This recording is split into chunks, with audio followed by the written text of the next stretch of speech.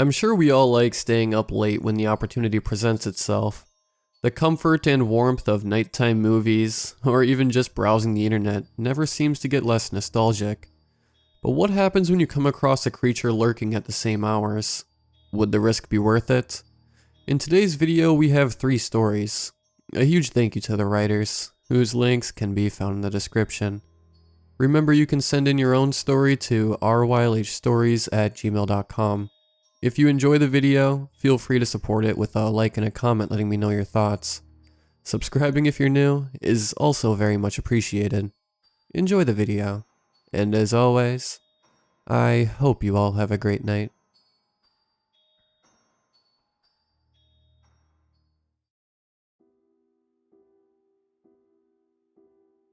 I used to stay up late. As a high school student, I ignored my parents' wishes and stayed up way past my bedtime.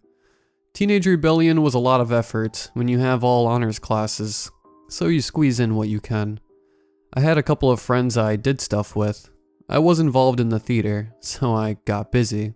I didn't have a girlfriend, or anything even resembling one due to my complete and total lack of charm, but I stayed busy nonetheless. And because of my raging hormones and the fire of teenage rebellion, I stayed up late. Now, I don't know if you have ever stayed up late in a building where everyone else is asleep, but it is a certain kind of bliss. You can say anything you want, as long as you're quiet enough. Do anything you want, as long as you're quiet enough. Go anywhere, eat anything, as long as you're quiet enough. I've spent a great many nights in my room alone, curled up with the TV on and quiet. Laptop on hand as I wrote the next of my stories. Sci-fi, post-apocalyptic, even just regular old fantasy. I've poured it all out onto virtual paper, with black pixelated ink and a steady hand. A guy has to have a hobby, right? I'm full of creativity, and the occasional D&D session doesn't quite quench the thirst of adventure present in a young boy. So I stayed up late, and I made my own adventures. One such night, things changed. The shadows of my home stopped being welcoming. I stopped roaming the floors of my house after dark. I started hearing things, started becoming more withdrawn. I entered my room earlier, stayed up later. Eventually, I couldn't bear the silence, the loneliness. It all climaxed on one night in the fall, when the clock stopped. I'm not a strong person. I can lift someone my own weight maybe 50% of the time, and that's being generous. So I don't spend a lot of time being active. I mainly spend my time inside, ignoring people. I've inherited some anxiety from my mother, along with some obsessive-compulsive tendencies, so I tend to remember where I put things and when people mess with them, which they delight in doing. It's like they enjoy seeing me be annoyed or something. Oh well. High schoolers, college students, even some adults are just kids anyway. The night started out fairly normal. Mom grabbed a bite to eat on the way home from work, and got me something too. So I gratefully accepted a burger, and sat in my room, my lamp on and the TV quiet. I screwed around, looking through Ask Reddit and such. I looked over at my clock at one point and noted the time. 2:48. Nice. I thought of the chemistry test I had tomorrow, and sighing, closed my laptop and coiled up its charger. 2:50. I turned the TV off, grimacing at the sudden silence, and set the remote to the side. 2:51. I changed into a pair of sweatpants, balling up my shirt and tossing it to the side. 2:57. I flicked my lamp off, laid down, and glanced at the luminescent numbers on the clock one last time. 2:59. Cool, I whispered to myself. Rolling over, thoughts about my test tomorrow running through my head. Will I pass? How hard is it gonna be? You know, those ones. I laid there for what must have been at least 20 minutes, listening to the noises of the night, birds cawing, rustling in the bushes outside, dogs barking in the distance. I rolled over again, looking at the clock again. When I saw the time, my blood ran cold. 2:59. That couldn't have been right. I was pretty accurate when it came to guessing time. One of the perks my anxiety allowed. Made, really. me to gauge time really accurately, and I knew that it had to have been at least 20 minutes of silence and darkness. Then another thing hit me. I couldn't hear the rest of the house's noise. Usually there'd be plenty of little noises here and there. Plumbing running the water from the toilet to the grate empty it went into. Or maybe some creaking as the back door was pushed on by the wind. But tonight, right now, there was nothing. I listened harder, and I realized I couldn't even hear the sounds of nature. The silence was deafening. I could hear my blood rushing in my ears, the movement of my comforter on my skin. I could hear my heart beating out loud, plain as day. I got out of bed, the springs squeaking as if they were frightened mice, and switched my lamp on. It shone bright for a grand total of 5 seconds, then winked out. Now normally something like this wouldn't make me lose composure, but the thing is, I could tell it was nothing related to the fuse or outlet, as my clock was still displaying the time. 2:59. I grabbed my flashlight and flicked it on. Surprisingly, it worked, so I strode to my bookshelf and grabbed the most weapon-like thing I could find, my pocket knife. Not exactly intimidating, but I just snatched it and held it in my fist, fear shaking my hands. This wasn't my standard night, so I was understandably frightened. I stepped out of my room, taking a last look at the clock. I don't really think I need to tell you what time it was, but I'll say it anyway. 2:59. The rest of the house was still silent, and I figured maybe the breakers in the rest of the house were just tripped by something. That happens, right?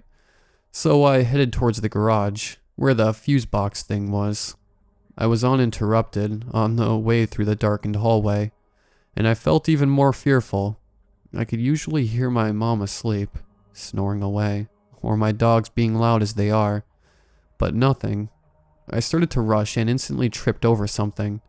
I kept a tight grip on my lights, but not my knife, which fell from my hand and put itself in the floor right next to my face. I flinched away from it, now visibly shaking I was sure, and sat up, casting my light around for whatever I tripped over, but it was gone. I knew it wasn't my feet, as I could feel something like fur on it. Maybe it had been one of my dogs, but wouldn't I have heard it scrabble away? I scooted away, forgetting my knife and standing up. I proceeded towards the kitchen, then eventually to the garage. In the kitchen, the oven's clock wasn't on, nor was the microwave, which just reinforced my theory about the power. I looked at my phone on the counter and turned the screen on. The time was, you guessed it, 2:59. This made me feel fear as I progressed to the garage. I opened the door and tried the light. Nothing. Figures. So I stepped into the room, looking with my flashlight for the fuse box. That is, until the light went out.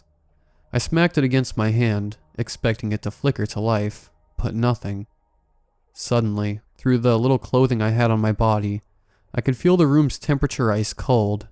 Now, I don't watch a lot of horror shows, but I knew something was up.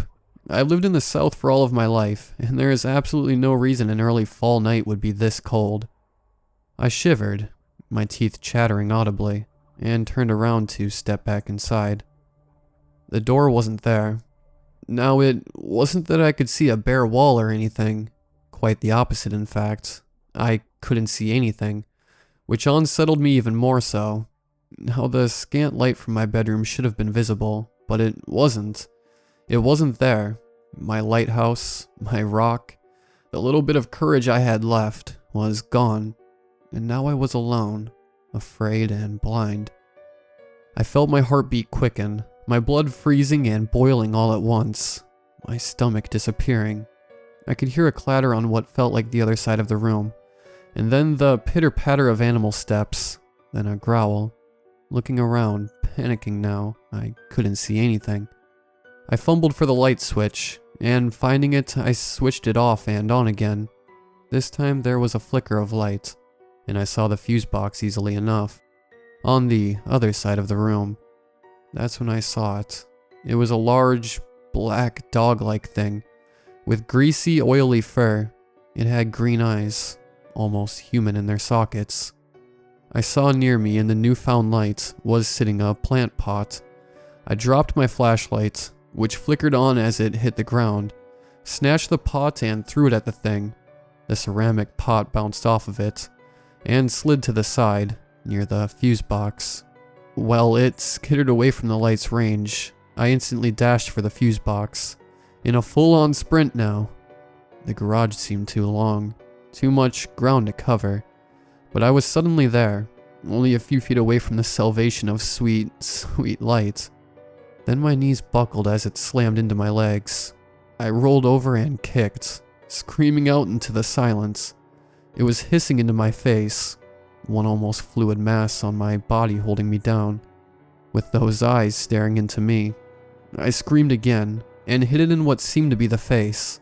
It reared back and skittered away, letting me whip around and claw at the fuse box.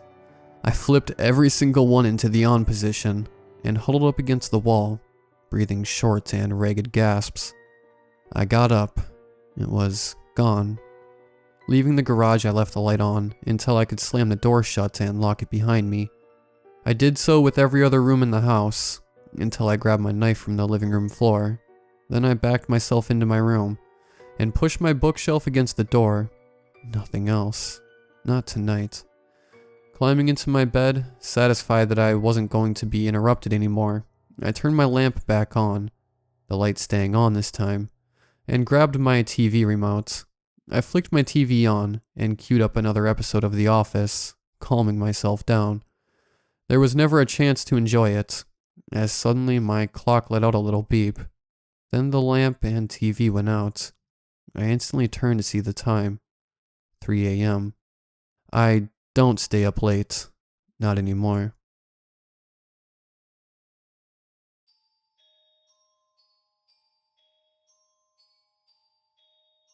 This time of the year comes a bit rough for me.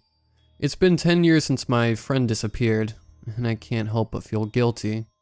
The fact that I'm the only one who's able to remember her doesn't help at all. I met Nira back in junior high. She liked anime and went to church on Saturday evenings and Sunday mornings. An otaku and a devout Christian. Quite a weird mix, isn't it? Well, that's what I thought at first, but once I got past that I saw her true colors. She was charming and caring and enthusiastic. She loved to play the piano and to read poetry, and held small rehearsals just for me when we were alone, and she was really good. She had lots of fun stories of past love affairs and a contagious laugh. A friendship like hers was truly a breath of fresh air into my life in the middle of the stressing last years of high school. I frankly don't remember when we stopped talking, since college days are long gone. But I suppose it was around second or third year, because I remember my main worry was getting my driver's license before turning 22 or so. Now, most people part ways simply because they stop talking, because they feel like they don't have anything in common anymore, or because distance got a toll on the relationship. But the way we did was rather strange, to put it simply. I was going to travel to the States to spend about 6 months enrolled in the University of Oregon. I had worked really hard to get the scholarship, so I was feeling quite excited. Around the first days of November, a day or two before I caught the plane to Salem, Nira and I went out to have a coffee. Nothing like some quality time between two old friends, right? Right. She hadn't been very expressive, but I had grown used to that by then. She had been like that since she had done the Way of St. James in Galicia. At first I had been quite thrown off by that, because she used to be such a vivid girl, and now her face looked just stoic for the most part. But when I confronted her about it, she calmed me down. Something about finding spiritual path. I'm somewhere between atheist and skeptic, in the non-believing spectrum, so when devout people speak about these things, it freaks me out a bit, whatever religion it may be. We didn't go to our usual cafe, the one opposite the linguistics faculty building, but went to another one near the train station. The coffee there was good, but it was a long walk from Nira's apartment. The evening flowed emptily. There seemed to be an invisible wall between her and me that forbid real conversation to exist. My friend looked like she wanted to tell me something, judging the way she opened her mouth, words almost spilling out, but she always ended up closing it before it happened. In the end, she seemed distant, and I quickly grew bored of the situation, so I went home earlier than I thought I would. It was only when I was in the airport with my dad and two of my siblings waiting to go on board when I heard back from her. I remember it being a weekday because my friends didn't come to say goodbye due to college. Nira was one of them. My phone rung, and when I heard her say my name, I could visualize the frown on her pale face.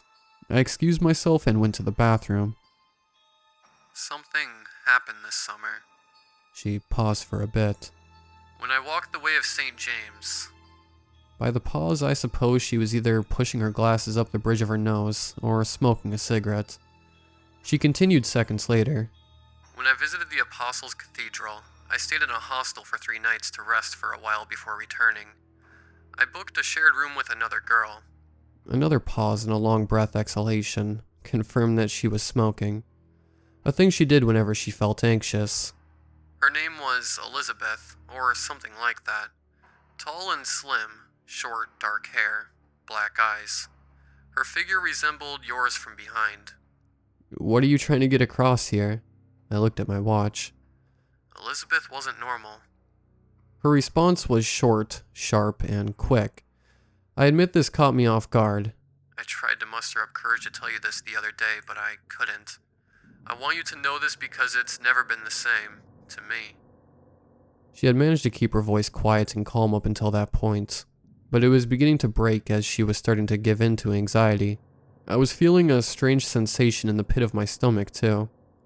The last day of my stay was raining heavily, therefore I couldn't go outside to explore the city. She took another moment to let another cloud of smoke out. When I came back from the dining room, I saw Elizabeth in her bed reading a book. Its covers were red and leathery. She was so absorbed in her duty she didn't reply back to my greeting. I laid in my bed in silence as the girl kept turning the yellowed pages of said book furiously. After an awkward silence, I stood up and asked her what she was reading. Why did you do that? My voice came out hoarse after a little while of not saying anything. I don't know. She was weird, but I was leaving the next day, and I hadn't talked to her much. People visit Santiago de Compostela to redeem themselves, don't they? I just thought it would be good to speak to her a bit more. She let out a huff and I fell silent once again. She turned her head and muttered a quick nothing before closing the book and shoving it into her backpack in haste. Where's the terrible part in this? We get to know a lot of people with odd behavior, you know. I know I was starting to act rude, but I tend to get a bit unnerved when I don't understand which direction a situation is taking. The last night. That's the terrible part. I woke up in the middle of the night to an extremely loud thunder resounding very near. I was ready to fall asleep again when a whispering sound caught my attention.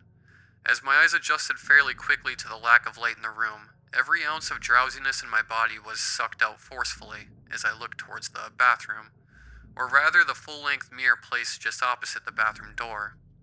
I heard how she was pacing around the room she was in. There was a path of red candles that made their way inside the bathroom.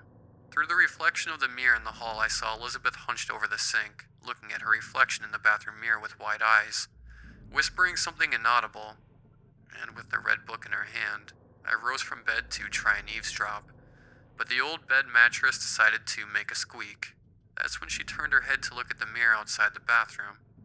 She turned so violently I thought she had broken her neck. A chill ran down my spine as I listened to my friend talk.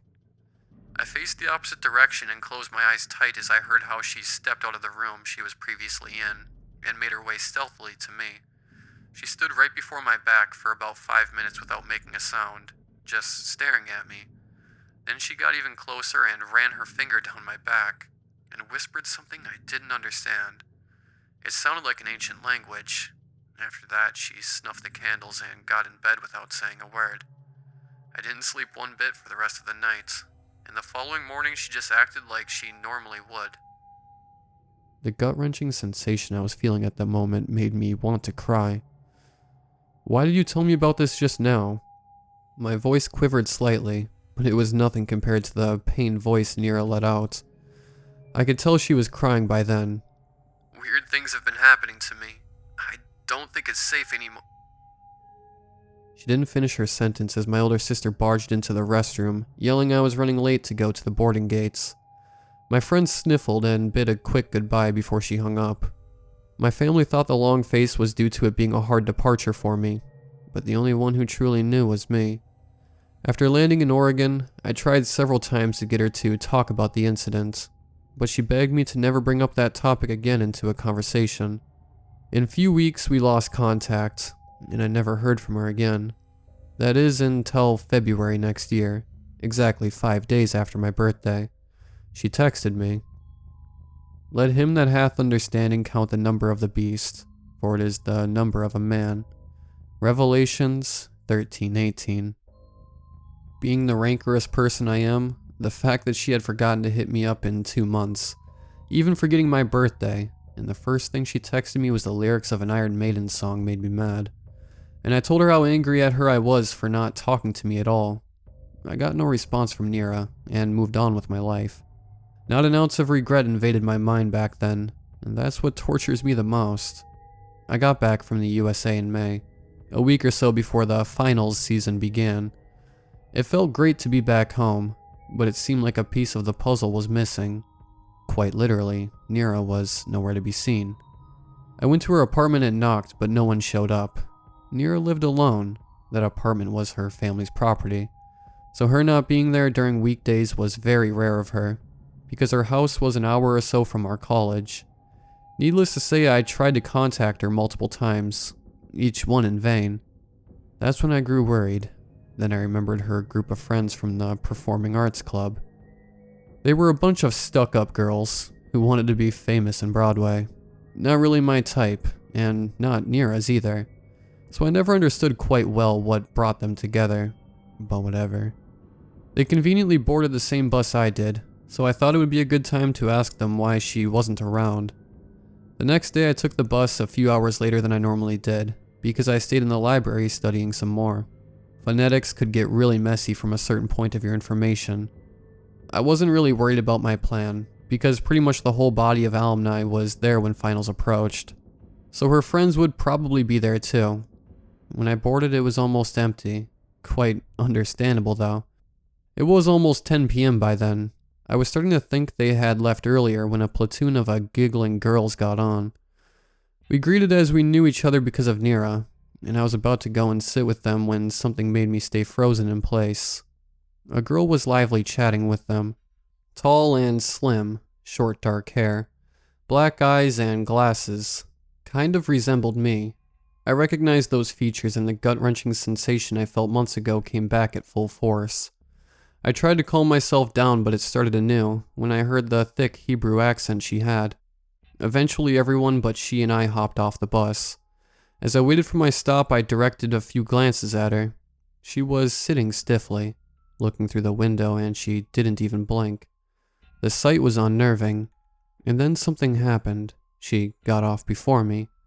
I armed myself with courage or stupidity, whatever you may call it, and hopped off behind her, even though it was a few stops before mine. It really wasn't the safest area of the city, to be honest. Streets poorly illuminated, and neighborhoods full of delinquency. Not the place I would go for a friendly evening walk. Blind determination had clouded my head nonetheless. Nira still was my friend. I kept a safe distance, far enough to not let her suspect anything, but close enough to not lose track of her. She kept walking for about 15 to 20 minutes, getting herself through empty streets that were worse illuminated each one, and not looking back.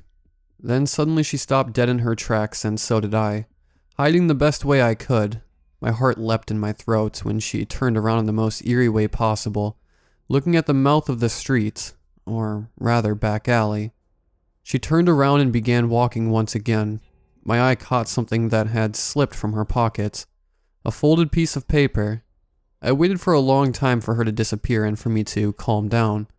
And when the right moment came, I approached the place she had stopped and dropped the paper. Fear skyrocketed in me, and I unfolded it. A picture of my friend Nira standing by the Santiago de Compostela Cathedral. In the photo there were some signs along with the series of numbers. They were her date of birth, scribbled in black marker, with what seemed to be a red candle wax spluttered. I've never run so fast back home in my life. A few days after recovering from the shock, I looked at the picture again. The signs looked like ancient Aramiac. When the next year started, that girl wasn't around anymore, nowhere to be seen. But neither was my friend. I never received news from her family. Not that she had much to begin with, and it seemed like no one missed her, like I was the only one who knew she was not there. There weren't any missing person reports for her either. I moved to another country once I finished college, because that place flooded with memories of Nira. Wasn't letting me move on. I got a job and bought a house in the countryside. I'm about to get married too. My boyfriend has helped a lot with the scar it left in me. He's really the best, unlike his stepsister Elizabeth. She never seemed to like me very much. Not that I care though. I don't like her back. She's weird and has a very strange collection of books scattered in her house. Every exemplar has red, leathery covers that look quite familiar. But I can't put my finger on what.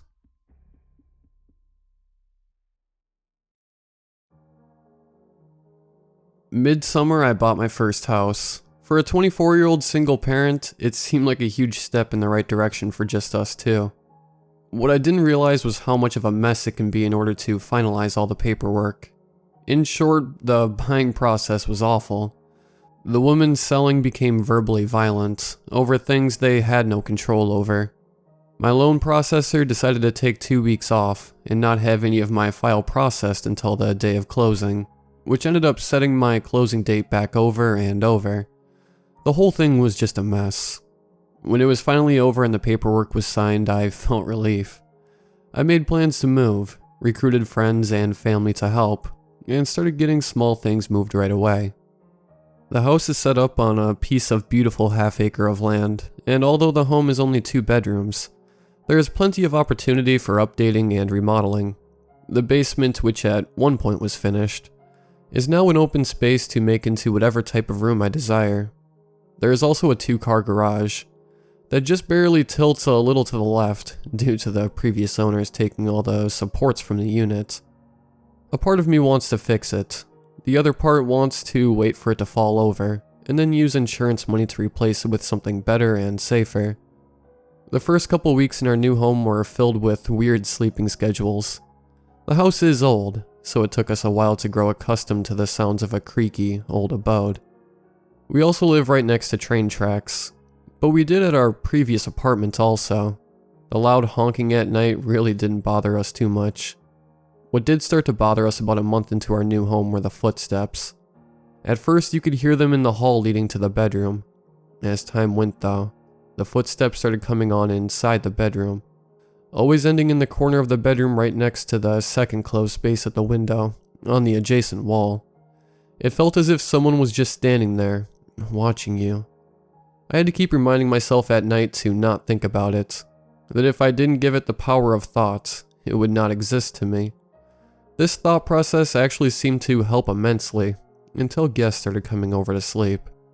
It started with my first boyfriend I had after the new move. He would tell me every morning about the footsteps in the bedroom, where they would stop, and how it sounded like someone was trudging in the snow well in the corner of it. After a month or so, he told me he could no longer stay at the home overnight, because he could not sleep due to these occurrences of odd activity. His fear did bring back a lot of odd sounds and strange situations for a while. One day I'd come home around 6 p.m. My son had fallen asleep in the car, and after bringing him inside, I decided to lay him on the couch. I went into my room to fold clothes for about 25 minutes or so, when I got this strange feeling to go into the living room to check on him. I walked out to see a figure of white, translucent in vision, standing in front of the kitchen entrance watching my son sleep. I stood there for a while, frozen in curiosity and tensing anxiety. My dog was doing the same as I from the other side of the living room by the front entrance. After about 3 minutes, even though it felt more like 15, the figure vanished and I felt at ease. After my boyfriend and I broke up, I started to remind myself again that it was not real. Things turned back to normal, and we kept going with our usual lives. I began dating again in the winter. We are still together now, but he started staying at my house more and more. At first he didn't notice much of the odd noises. Then one day he was at my home, and I was just about to get off my second job. He heard a ball roll through the attic of the home. This is impossible considering the attic is completely lined with insulation. He then began to hear the footsteps in the hall that stopped at the bedroom door. When I came home and laid next to him in bed, he told me he couldn't sleep, and that all these strange things were happening. I told him to not think about it or else it would get worse, and went to bed. About a month after, he and I had gotten into a couple arguments that ended up escalating whatever was going on inside my home. The morning after our argument, he woke up and went downstairs to get ready for work. He kept seeing some dark figure moving in his peripherals, and felt like he was being followed, and watched the entire time he was getting ready.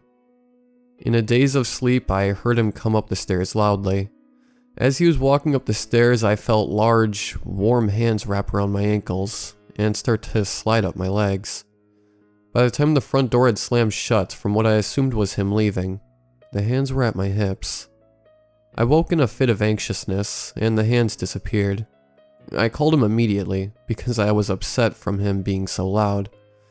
After promptly answering, I asked him where he was, and he informed me that he was at the local gas station that was at least 5 minutes from the house. I got instant chills down my spine. He could sense the fear and worry in my voice. It wasn't until later, after I had left the house, and was on my way to work, that I told him about the hands and the stomping, that he told me about how he felt like he was being followed downstairs. As of now, we are trying to stay positive and not think too much about it. But what happens during the next fight? What happened to make people move out of this house so quickly each time?